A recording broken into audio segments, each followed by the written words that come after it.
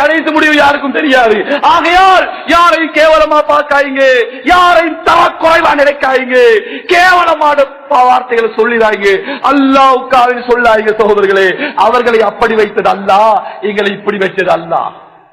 எங்க திறமையால தொழுறோமா, எங்க திறமையால நோன்பு பிடிக்கிறோமா, எங்க திறமையால ஹஜ்ஜுக்கு போறோமா? லா ஹவுல வலா குவத இல்லா பில்லாஹ். அல்லாஹ் நாடாமல் அணு அசையாது. அவர்களை அப்படி வைத்தது அல்லாஹ், எங்களை இப்படி வச்சது அல்லாஹ். ஆகையால் பாவத்தை வெறுங்க, பாவியை வெறுத்துறாங்க. பிறகு சொன்னாங்க ரசூல் ஸல்லல்லாஹு அலைஹி வஸல்லம், இந்த கண்ணால் இரண்டாவது செய்யக்கூடாத பாவம் ஹராத்த பாத்துறாய். ஹராத்த பாத்துறாய்.